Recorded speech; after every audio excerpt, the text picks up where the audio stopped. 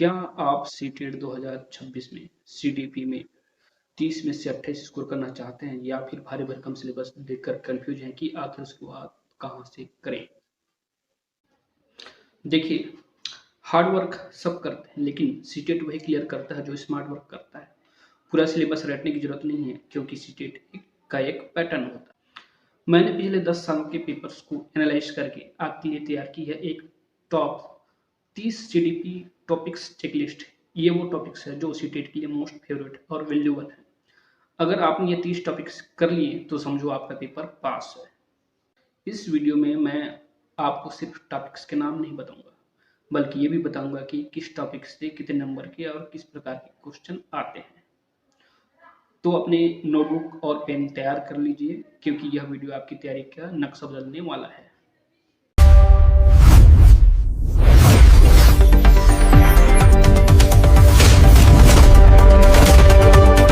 Hello features teachers, स्वागत है आपका पिकस टू एकेडमी में। चलिए शुरू करते हैं सीटेट 2026 का मिशन।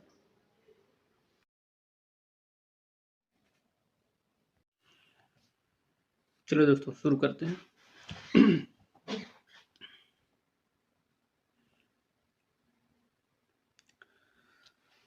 देखिए, हमने इस टॉपिक्स को मुख्य 5 हिस्सों में बांटा ताकि आप एक एक करके इन्हें टिक कर सकें। ठीक है दोस्तों, इसका एक जो लिंक जो होगा टेलीग्राम लिंक मैं अपने यूट्यूब चैनल के लास्ट में डिस्क्रिप्शन में दे दूंगा, वहां से आप इस पीडीएफ को आप डाउनलोड कर सकते हैं। ठीक है, चलिए ब्लूप्रिंट की शुरुआत करते हैं। पहला पार्ट 1 है बाल विकास और आधार। तो दोस्तों ये इसमें पहला टॉपिक है ग्रोथ वर्सेस डेवलपमेंट, वृद्धि और विकास में अंतर।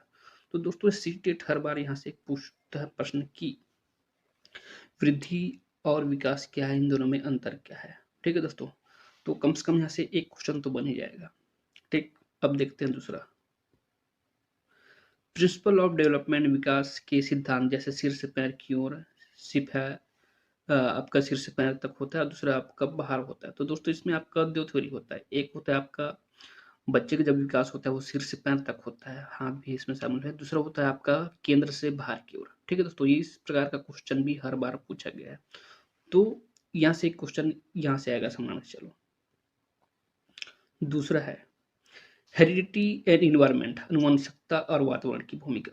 तो दोस्तों किसी भी बच्चे की जब विकास जब होती है, ठीक है, उसमें दो फैक्टर आपका प्रभाव डालता है, अनुवंशिकता और वातावरण। अब जेनेटिक्स जो है आपके माँ बाप से बच्चे में आते हैं, लेकिन जिस माहौल में वो रहता है उस माहौल से भी वह बहुत कुछ सीखता है। ठीक है दोस्तों, तो इससे भी संबंधित प्रश्न आते हैं जो कि आपको करना जरूरी है रिवीजन, और जिससे आपको परीक्षा में अच्छे नंबर आपके आ सकते हैं। ठीक है, दूसरा देखते हैं सोशलाइजेशन, समाजीकरण की प्रक्रिया। देखो दोस्तों, इसमें हमेशा दो प्रकार का समूह आपका सीटेट में पूछा जाता है, एक आपका प्राथमिक और दूसरा है सेकेंडरी। प्राइमरी में आपका फैमिली आएगा और अगल बगल के पड़ोस आएंगे। ठीक है, और सेकेंडरी में आपका स्कूल आएगा जहाँ पे बच्चा जाके पढ़ता है। ठीक है, तो प्राथमिक समूह में बच्चा स्कूल जाने से पहले से ही बहुत कुछ सीख चुका होता है। सेकेंडरी एजेंसी में जाने के बाद बच्चा स्कूली गतिविधि के माध्यम से बोलना लिखना पढ़ना ये सब थोड़ा सा ज्यादा सीख पाता है। ठीक है, देखते हैं जेंडर। दोस्तों जेंडर भी सीटेट में एक मोस्ट आईएमपी चैप्टर है जहां से हर बार क्वेश्चन आता है। जैसे यहाँ पे क्वेश्चन पूछा जाता है कि लड़की अगर सिर्फ खाना बनाती है और लड़का जॉब करता है तो किस प्रकार का संरचना है। ठीक है, तो इसमें लिंग भेद की बात आ रही है। अगर लड़की अगर सिर्फ खाना बनाने पर फोकस करती है, ठीक है, तो वहां पे भी लिंग भेद की बात आती है।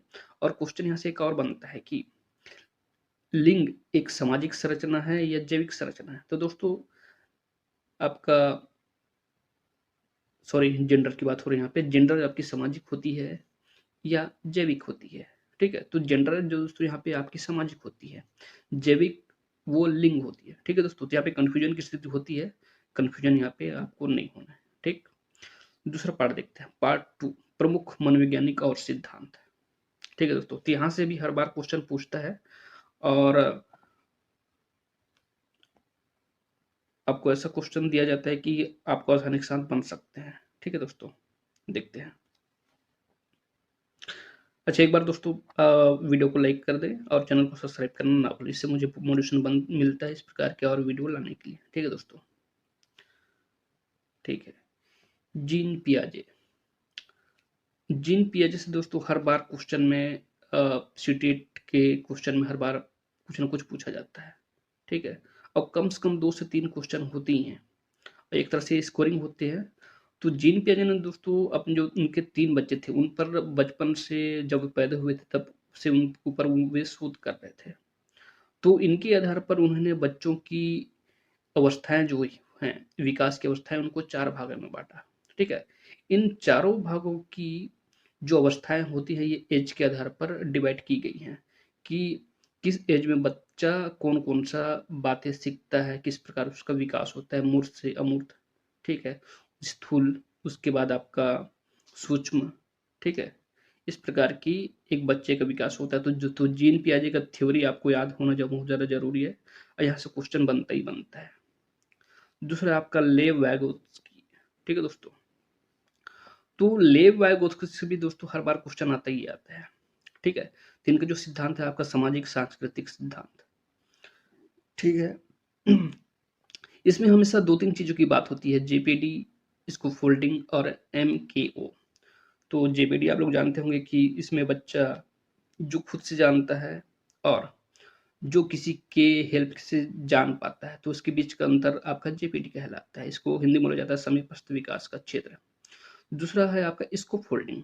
ठीक है दोस्तों, तो स्कोप फोल्डिंग जो होता है, बच्चा किसी बड़े की सहायता से कुछ चीज कम का काम कर पाता है, तो उसको बोला जाता है स्कोप फोल्डिंग। इसमें एक और चीज मेंशन नहीं कर पाया हूं मैं, MKO, more knowledgeable then other. ठीक है दोस्तों, तो इसमें क्या है, बच्चे से ज्यादा कोई अगर जान पाता है तो वो आपका MKO कहलाता है।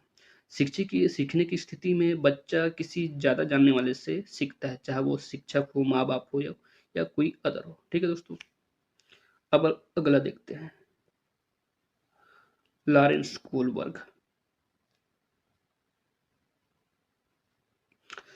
दोस्तों, लॉरेंस कोलबर्ग का जो सिद्धांत था नैतिक विकास का चरण। ठीक है दोस्तों, इसमें आपने पढ़ा होगा कि कोई व्यक्ति जो रहता है उसकी और वो व्यक्ति की वाइफ जो है बीमार है और इस कंडीशन में है कि वो उसका शायद तक डेथ हो जाएगा। ठीक है, अब उसके लिए मेडिसिन चाहिए। अब मेडिसिन इतना ज़्यादा ज़रूरी है कि वो उसके पास 2 ऑप्शन है, या तो चोरी करे या पैसों का बंदोबस्त करे।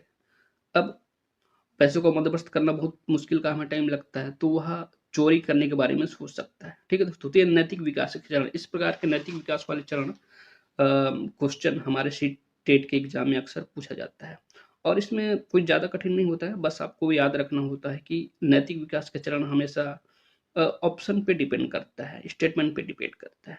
ठीक है दोस्तों, दूसरा देखते हैं, हावर्ड गार्डनर।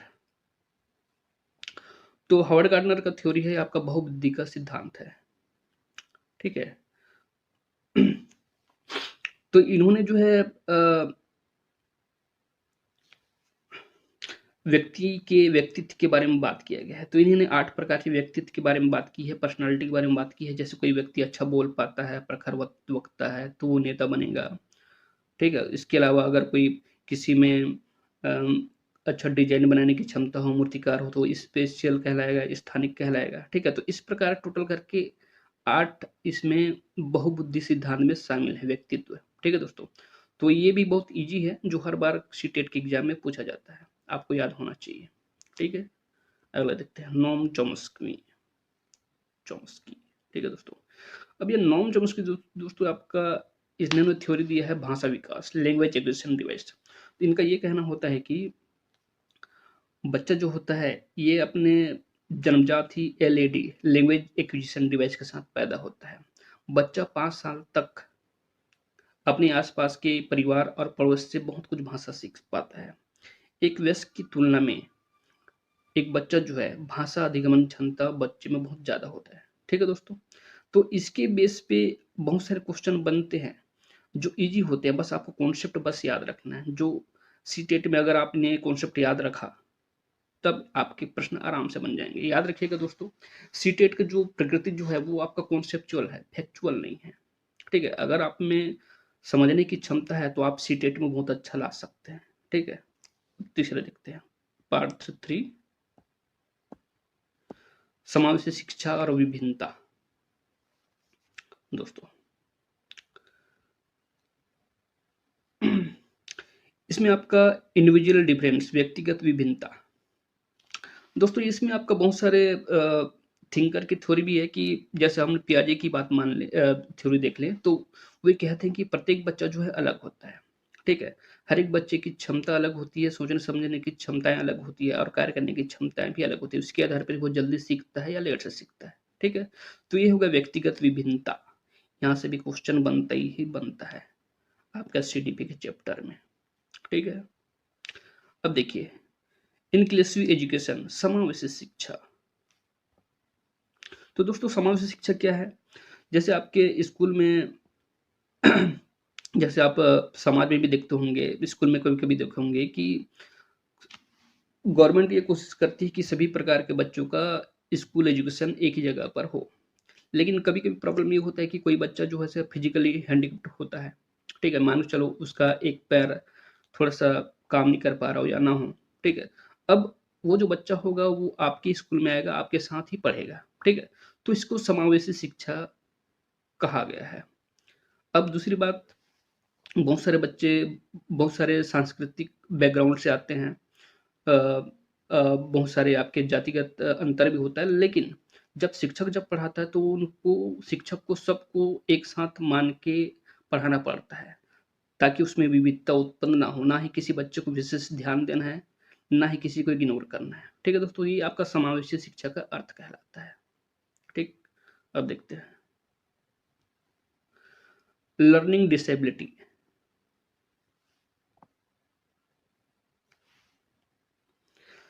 अधिगम अक्षमताएं। दोस्तों जैसे हर बच्चा जो है ना, आप अगर देखे होंगे कि समाज में अगल-बगल कुछ बच्चे ऐसे होते हैं जिसमें थोड़ी-सी प्रॉब्लम होती है। जैसे बोलने में उसमें अक्षमता होगा, कम सुनता होगा, अ, पढ़ नहीं पाता होगा, लिख नहीं पाता होगा, सामान्य गणितीय कैलकुलेशन जैसे गुणा-भाग करना है इसको कर नहीं पाता होगा। तो ये आपकी लर्निंग डिसेबिलिटीज़ कहलाती है। ठीक है दोस्तों? तो लर्निंग डिसेबिलिटीज़ में हम ये जानते हैं कि किस प्रकार की अक्षमताएँ होती हैं और उन्हें किस प्रकार का उस मतलब इसका क्योर भी बताया गया है। ठीक है? लेकिन कुछ-कुछ कंडीशन में ऐसा होता है कि क्योर नहीं हो पाता है, लेकिन हमको उस लेवल पर जाकर बच्चों को टीच करना पड़ता है। ठीक है दोस्तों? अगला देखते हैं। RPWD act 2016।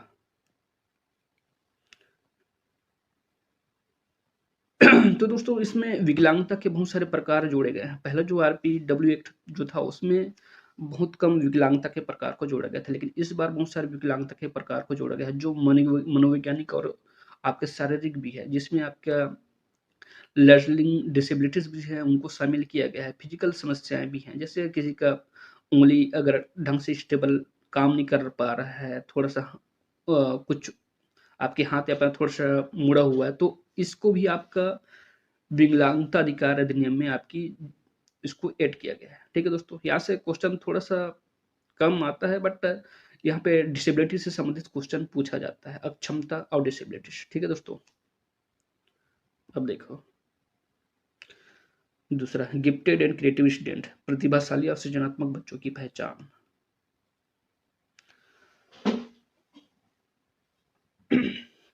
अब देखो दोस्तों, गिफ्टेड एक क्रिएटिव स्टूडेंट।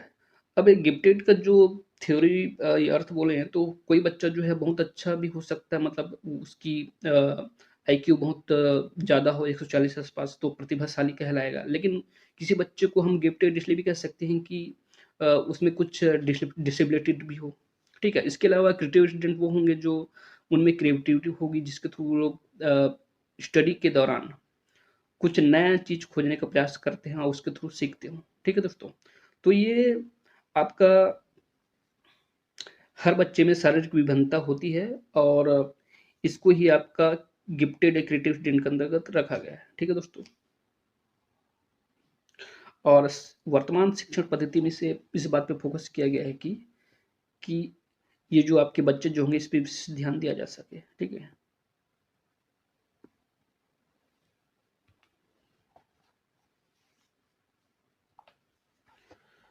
शिक्षण शास्त्र और आकलन।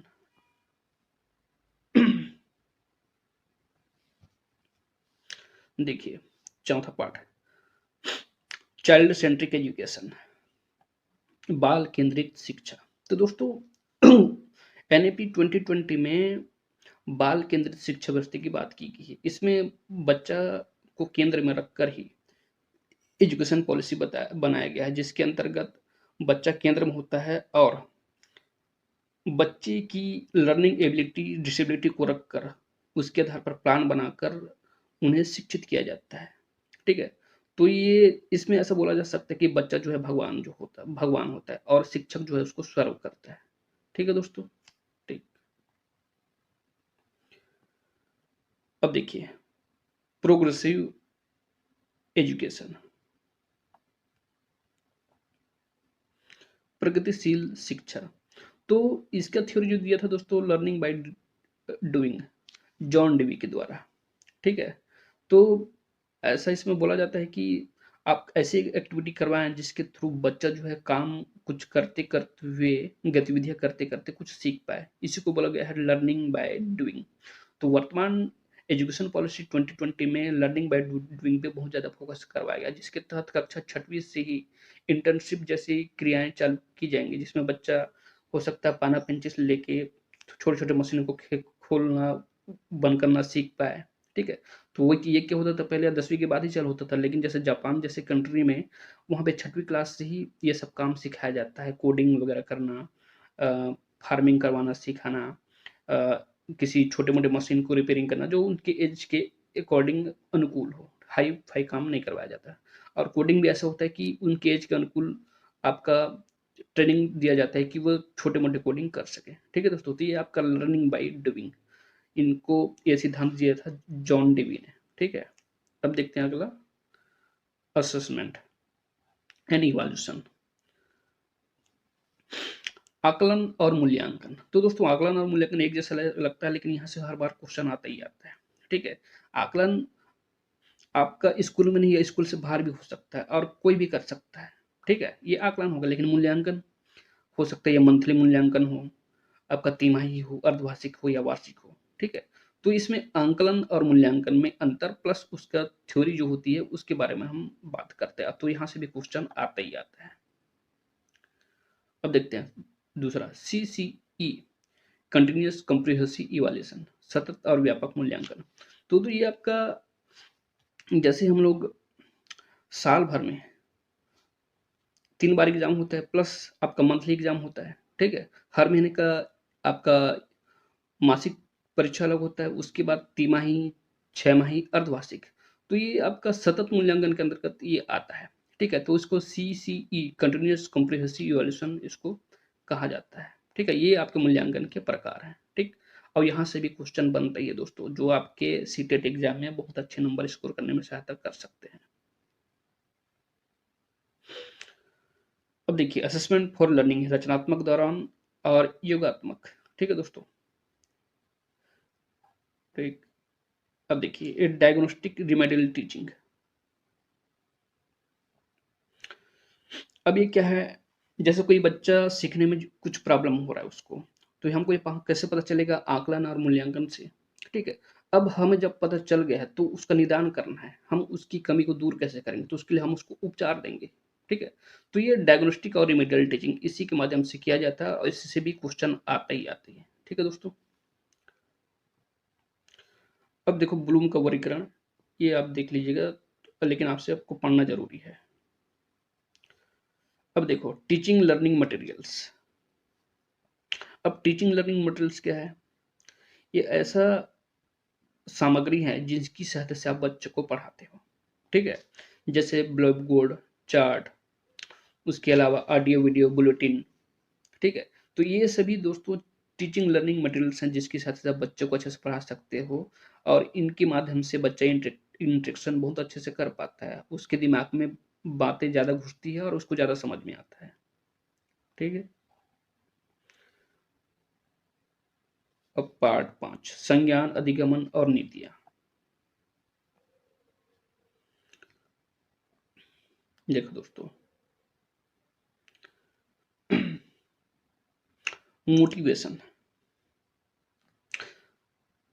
अब देखो दोस्तों, कोई बच्चा अगर कोई काम इंटरेस्ट लेके करता है तो उस काम को अच्छे से कर पाता है। इसके पीछे उसका इंटरनल मोटिवेशन हो सकता है, या फिर ये हो सकता है किसी के थ्रू वह मोटिवेट हो, या जैसे कोई बच्चा हो सकता है कि किसी के अगल-बगल कोई आदमी डिप्टी कलेक्टर बन जाए, तो उसके दिमाग में ये बात चला जाएगी कि हाँ, मुझे डिप्टी कलेक्टर बनना है, ठीक है? तो आपका ये बाह्य मोटिवेशन हो गया। इंटरनल मोटिवेशन क्या हो जाएगा? जब वो कुछ अचानक से कुछ काम कर रहा है, उसमें कुछ इंटरेस्ट उसको आ गया, तो वो आपका इंटरनल आपका मोटिवेशन कहलाएगा, ठीक है? ठीक। अब अगला देखते हैं, संज्ञान और समीक। तो दोस्तों ये संज्ञान और समीक जो होते हैं एक-दूसरे से जुड़े हुए हैं और एक-दूसरे को प्रभावित भी करते हैं। यहाँ से हर बार क्वेश्चन पूछा जाता है, इसको तो ध्यान रखिएगा। तो अगर आपका कॉन्सेप्ट अगला क्लियर होगा तो सीटेट एग्जाम में आप यहाँ इन सब चीज़ों से अच्छे से क्वेश्चन बना सकते हैं। अब देख लो, प्रॉब्लम सॉल्विंग, बच्चे नन्हे वैज्ञानिक और समस्या समाधान करता के रूप में। तो दोस्तों ये जीन पियाजे का कॉन्सेप्ट था कि बच्चे जो है आपके नन्हे वैज्ञानिक होते हैं। वे अगल-बगल के माहौल से, परिवार से चीज़ों को ऑब्जर्व करते हुए सीख पाते हैं, ठीक है? तो इस चीज़ को हमेशा याद रखिएगा, नन्हे वैज्ञानिक वाला जो कॉन्सेप्ट था, ये जीन पियाजे ने दिया था और ये अक्सर हमारे सीटेट एग्जाम में पूछा जाता है, ठीक है?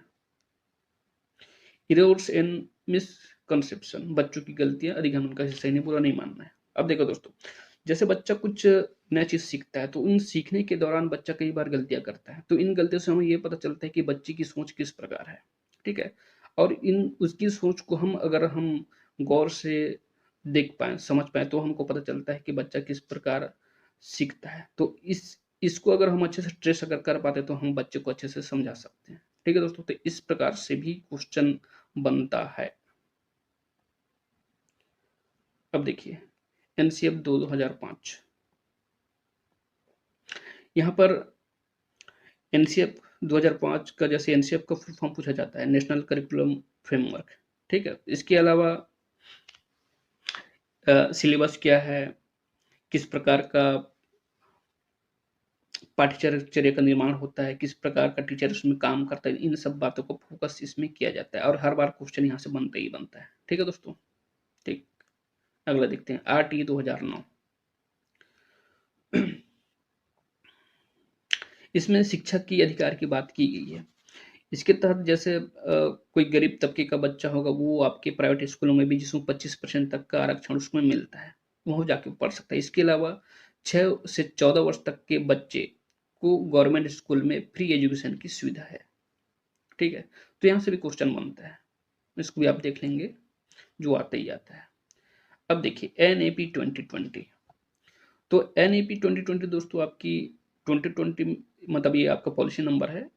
इससे पहले आपकी 2 पॉलिसी आपकी लाई गई है। तो 1968 में आया था, फिर 1986 में, फिर ये तीसरा है एनएपी 2020।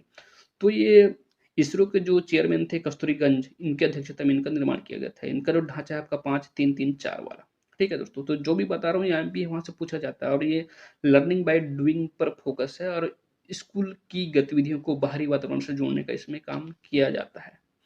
इसके अलावा इसमें एफएलएन प्रोग्राम है आपका, फाउंडेशनल लिटरेसी एंड न्यूमेरेसी, इसका फुल फॉर्म है। उसके बाद परख नामक एक प्रोग्राम चलता है जिसमें हम साल भर बच्चों की मूल्यांकन करते हैं। इसके आपका फुल फॉर्म होता है performance assessment review and analysis of knowledge for holistic development होता है दोस्तों। ठीक है दोस्तों? तो दोस्तों ये थी हमारी आज की टॉप 30 सीडीपी टॉपिक्स, जहाँ से क्वेश्चन आता ही आता है। और अगर आपकी तैयारी अच्छी है तो आप सीडीपी टॉपिक से बहुत अच्छा नंबर स्कोर कर सकते हैं, करीब 28 तक के। ठीक है दोस्तों? एक एग्जाम के लिए शुभकामनाएं और अच्छा मेहनत करते रहें, एमसीक्यू अटेम्प्ट करते रहें। ठीक है दोस्तों? वीडियो को लाइक करें और चैनल को सब्सक्राइब जरूर करें, इससे हमें मोटिवेशन मिलता है इसी प्रकार के और नए वीडियो बनाने के लिए। ठीक है दोस्तों? लाइक करना ना भूलें। धन्यवाद।